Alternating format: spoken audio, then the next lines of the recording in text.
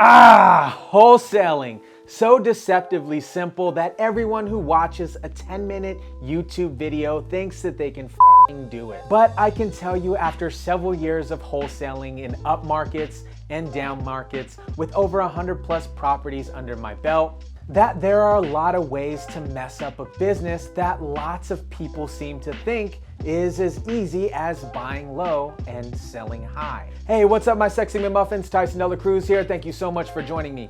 In this video, I'm going to break down the big 5 whopping mistakes I see over and over again in the wholesale real estate industry and why you should avoid these. Number 1, completely misunderstanding the point of the wholesaling business. The bane of my existence is that this type of wholesaler who sees the business as something comparable to selling collectibles on eBay and Etsy. They seem to think that the idea of putting a property under contract, then shopping the contract to see if anybody's gonna pay more for it is a great idea. And best of all, in their minds, there's absolutely no risk to the wholesaler because unlike buying a Beanie Baby at a garage sale and trying to resell it on Etsy for twice the price, the wholesaler has no risk because there's no buyer and they simply don't close on the contract. The sellers of these properties aren't people that put a $25 item on a garage sale table and sell it for $5 because they don't know what the value is. They're people who have a painful problem of some sort, who are selling a valuable asset at less than market value because they've been promised that the sale of the property will be quick and hassle-free. A wholesaler's job is to bring value. Wholesalers bring value to the transaction that allows you to get paid thousands, maybe even tens of thousands of dollars for each transaction. Wholesaling is fun, but it's not a game. You gotta train yourself to know and to understand everything that you can so you can exactly serve your customers, clients, and sellers. Otherwise, not only will you spend a lot of time spinning your wheels trying to sell deals that make no sense, you'll also mess with people's lives and get yourself in a bad reputation. Number 2, not taking weird into account. As a wholesaler, we see more than our share of properties that have something odd and unusual and perhaps unsolvable about them. That's because those properties are less desirable and harder to sell, so the owners have a hard time selling them. And they're much more motivated. And they can call on a wholesaler, me, you, anybody, for these weird properties that can potentially be wholesold. But the mistake I see too often, and to be honest, I've made this mistake myself, is that wholesalers don't mentally deduct enough value from the oddness of these properties. Anything that makes a property unusually relevant to what people are used to or relevant to other properties in the area has a negative effect on what the buyer could potentially pay. Some buyers are more open and creative than others, and others, not so much. The 8-bedroom house, the 1-bedroom house, the house with the bedroom off the garage, the house with the kitchen in the basement, the house next door to a gas station or a loud factory that backs the yard. These are all properties that are worth less to buyers than the standard layout and location of traditional property. The mistake isn't necessarily putting the property under contract. The mistake is not evaluating the house for what it is and how it is. Mistake number 3 that I see wholesalers do too often is saying that they're gonna buy and sell the house, or put buyers and sellers together, or anything else that shows a complete lack of thought in their role of this specific real estate transaction. This is unless you actually close on your wholesale deals before you sell them. Sometimes I actually close on the wholesale deals and place it back on the market. This is what I call a wholesale deal. Most wholesalers do not buy or sell houses, and you shouldn't say that you do either. Don't go out and be lying to your potential prospects and clients. If you're like most wholesalers, you assign contracts to buy houses. Then your product and business is just that. You assign contract for houses. You don't sell houses. You actually don't have a house for sale because you don't have a house. and you can't sell a house or somebody else's house unless the seller has signed an agreement with you to properly market their property. It's important the language you speak to your clients and be honest and upfront with them. Number 4, trying to make too much money out of the deal.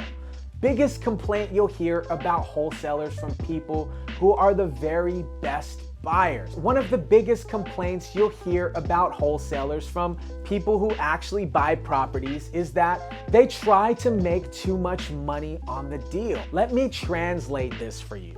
A lot of cash buyers think a lot of wholesalers price properties too fucking high for buyers. Let's face it and be honest here. The buyer is going to have a lot more money, time, and risk involved in the deal that a wholesaler sells it. Wholesalers seem more interested in getting the maximum amount of money out of every single deal than they are assuring that the buyer is well compensated for having done the deal and thus will be a reoccurring customer. If you plan on being a wholesaler in this business for a long term, you want to have ranting and raving fans.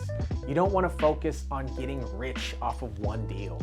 Number 5, trying to get by without the resources that you actually need to make deals work. Look, I get it. When you first start wholesaling or when you start any business, you probably are operating on a shoestring budget. Subscribing to real estate comping software systems that are approximately $1,000 a year might be a little out of your budget.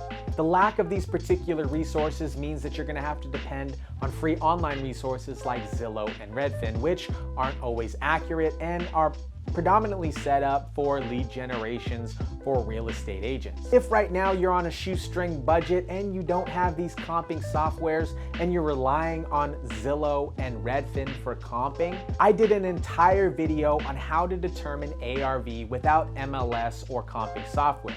You can find that right here.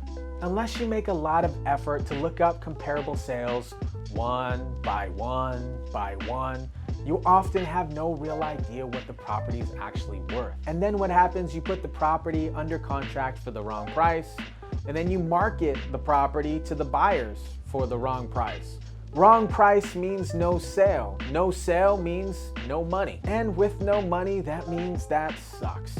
But with enormous effort, it can be overcome. However, trying to wholesale without the basic knowledge, you'll need to actually evaluate repair costs, understand how to use those in combination with property values to come up with the reasonable sales price for the buyer, not having contracts or having the wrong contracts for tying up an assignable deal, not understanding when and how you get paid, not knowing what a lien or encumbrance is on a property. This is insane.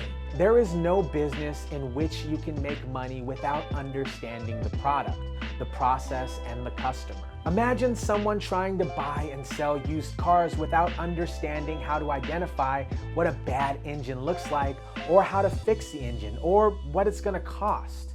I don't know why so many people think that they can go out and wholesale without an in-depth education on the topic, or why they think they can get serious in-depth education off a 90-minute webinar or free online forum.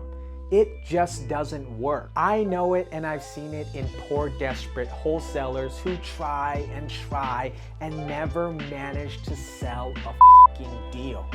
Because they don't have the education. If you want the rewards that wholesaling gets you, that freedom of time, that income of the top 5% of all America, that incredible sense of joy and fulfillment you get from owning your own business and controlling your life, then you're going to have to make your own sacrifice of time and money and get the basic resources you need to understand the wholesale game. And yes, this may mean that you use those vacation days to go to a training or put off buying a new couch for another year so you can pay for it, or even borrow money from a family so you can get the education that you actually need to be successful in this game. Guys, if you enjoyed this video, go ahead and smash that like button down below. As always, be kind, rewind, peace.